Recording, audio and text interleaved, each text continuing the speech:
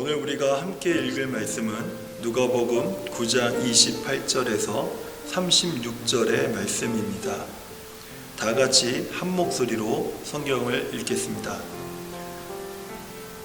누가복음 9장 28절에서 36절 말씀입니다. 이 말씀을 하신 후 8일쯤 되어 예수께서 베드로와 요한과 야고보를 데리고 기도하시러 산에 올라가사 기도하실 때에 용모가 변화되고 그 옷이 휘어져 광채가 나더라.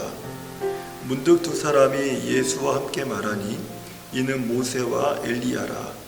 영광 중에 나타나서 장차 예수께서 예루살렘에서 별세하실 것을 말할세.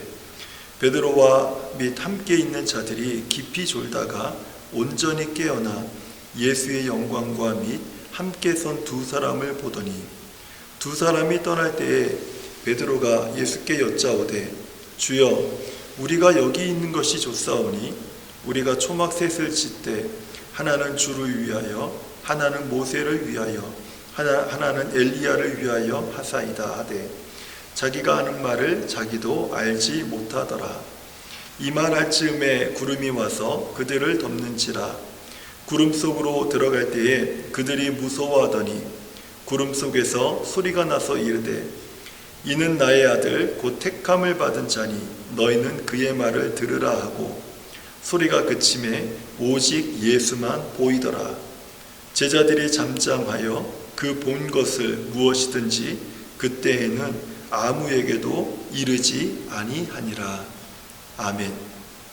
오늘은 예수님의 기도에 관한 그 네 번째 시간으로요. 예수님의 변화산 기도에 관한 말씀을 함께 나누려고 합니다.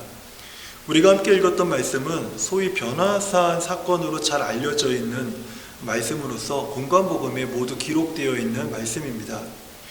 마태와 마가복음의 기록을 보게 되면 그 관점이 서로 비슷합니다. 그 내용을 확인해 보면은 예수님께서 높은 산에 올라가셨다. 그리고 변화되셨다. 이것이 주된 내용입니다. 그런데 누가복음 9장 28절과 29절을 보면은요, 조금 다른 관점으로 이 말씀이 기록된 것을 보게 됩니다. 제가 한번 다시 읽어드릴게요.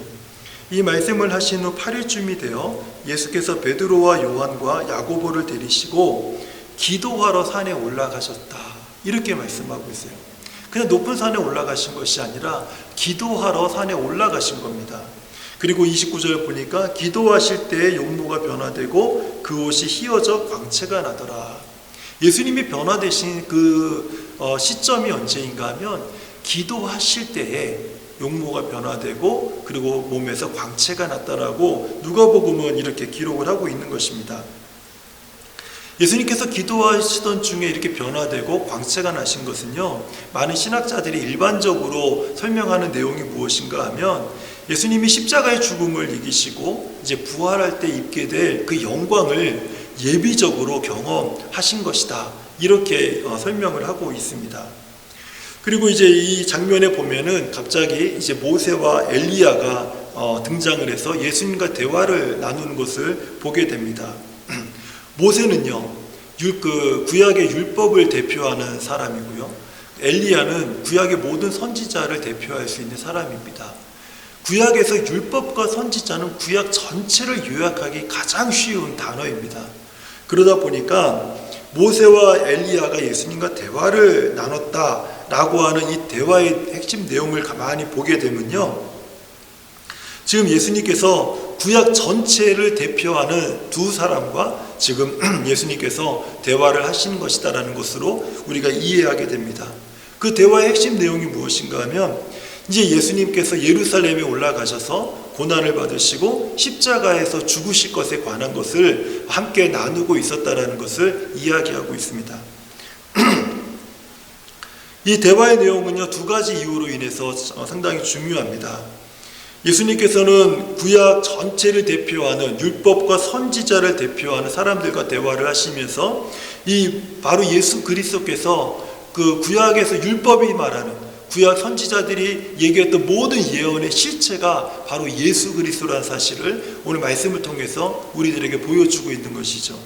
그 두 번째 이유로 중요한 것은 예수님께서는 이제 구약 전체를 대표하는 사람들과 얘기를 나누면서 십자가에서 죽으시는 그 사건을 함께 나누고 있었습니다. 이것은요, 이제 구약의 시대를 마감하고 새 언약의 시대가 열릴 것이다. 바로 예수 그리스도를 중심으로 해서 새 언약의 시대가 열릴 것이라는 것을 우리들에게 설명해 주고 있는 내용입니다. 근데 이런 대화가 이어지는 중에 제자들이요, 깊이 졸다가 정신이 번쩍 들게 됩니다. 눈을 떠보니까 거기에 모세와 엘리야가 있는 거예요. 그것을 보면서 모세와 그 엘리야가 있는 것을 보면서 깜짝 놀라면서 예수님에게 베드로가 이런 말을 하죠. 예수님, 여기가 있는 것이 너무 좋습니다. 구약 전체를 대표하는 저 위대한 인물들이 지금 여기 있지 않습니까? 그래서 우리가 초막 셋을 짓는데 하나는 주를 위해서, 하나는 모세를 위해서, 하나는 엘리야를 위해서 우리가 짓겠습니다. 이렇게 갑자기 그 뜬금없는 이야기를 하는 것입니다. 모세와 엘리야는요, 바로 예수 그리스도를 소개하는 자들이고 예수 그리스도의 등장을 예언했던 사람들입니다. 그렇기 때문에 예수님과 동등한 위치에 있는 사람들이 아니라는 거예요.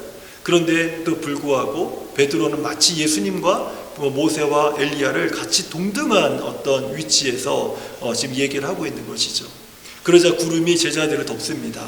그리고 그 구름 속에서 이러한 음성이 들려요. 이는 나의 아들 곧 택함을 받은 자니 너희는 그의 말을 들으라. 누구의 말을 들으라는 것입니까? 율법의? 아니면 선지자의? 아니죠. 율법과 선지자가 끊임없이 예견하고 또 소개하였던 예수 그리스도, 그분의 말을 들으라는 거예요. 이제는 그분의 시대가 열렸다라는 겁니다. 그리고 나서 소리가 다 사라지고 오직 예수만 보이더라. 36절에 그렇게 얘기하고 있어요. 우리가 구약의 모든 율법과 선지자의 모든 말씀과 예언들을요, 자세히 천천히 살펴보게 되면 거기에는 오직 예수 그리스도가 있는 것입니다.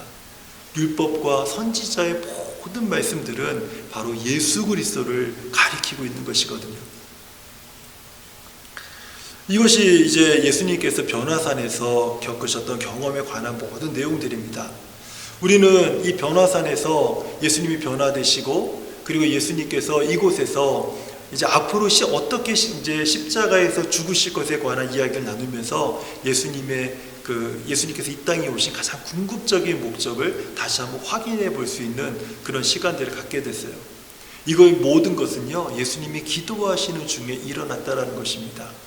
그렇기 때문에 우리가 예수님의 이 기도를 통해서 오늘 배울 수 있는 것이 두 가지가 있습니다. 첫 번째는요, 우리는 기도할 때 각자가 하나님으로부터 받은 사명을 확인할 수 있다는 거예요. 마치 예수님께서 다시 한번 예루살렘에서 고난을 받고 십자가의 죽음에 대해서 다시 예수님이 확인하셨던 것처럼 우리도 기도하면서 하나님이 우리에게 주신 사명들을 확인할 수 있다는 것입니다.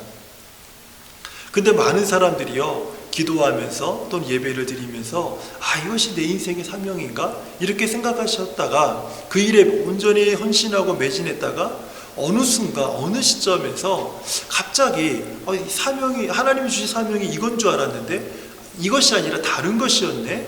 라고 이렇게 다시 한번 사명을 재발견하시는 분들이 의외로 많다는 것입니다. 그 이유가 무엇인가 하면요, 우리는 종종 하나님을 위해 놀라운 계획을 세우는 것을 상당히 좋아합니다. 그리고 우리가 하나님을 위해서 세운 계획에 스스로 순종하고 헌신하고 그 일에 매진하게 되죠. 하지만 이런 경우에는 아주 오랜 시간이 지나서야 우리가 하나님의 계획에 순종해야 된다는 사실을 나중에 깨닫게 돼요. 하나님을 위한 나의 계획, 그것이 사명으로 생각하고 거기에 매진하셨던 분들이 나중에 이제 깨닫게 되는 것이 있습니다.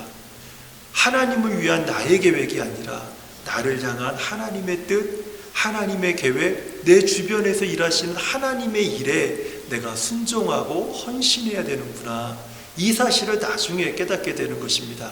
그래서 마치 처음에 받은 사명이 바뀌어지는 것처럼 느껴지는 분들이 의외로 많다라는 거예요.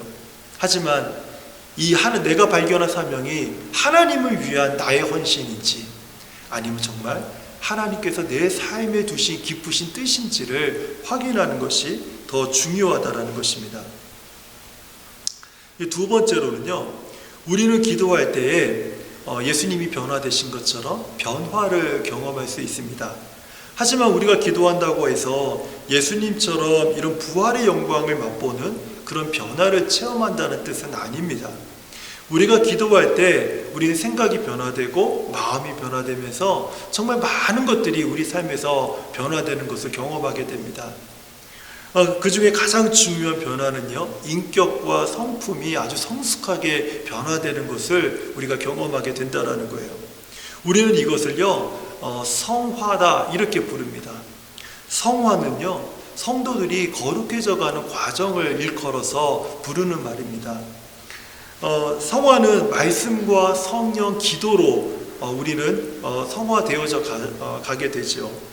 이 중에서 말씀과 성령은요, 항상 우리 안에 있습니다. 우리 마음에 새겨진 하나님의 말씀은요, 지워지지 않는다라는 거예요. 예수 믿고 구원받은 성도들 안에 내주에 계신 성령님은요, 절대로 우리를 버리지 않고 우리를 또 떠나지 않으신다라는 거예요. 그럼에도 불구하고 우리에게 기도하는 삶이 없을 때, 우리가 기도하지 않을 때 하나님의 말씀, 우리 가슴에 새겨져 있는 이 하나님의 말씀, 우리 안에 계신 성령님의 그 인도하심, 이것을 우리가 충분히 우리가 경험할 수 없을 수 있다는 뜻입니다. 우리가 기도하지 않으면 하나님의 말씀이, 우리 안에 새겨져 있는 하나님의 말씀이 우리를 감동하지 않고 감화시키지 못한다는 거예요. 그 말씀의 능력이 우리 삶에 드러나지 않는다는 거죠.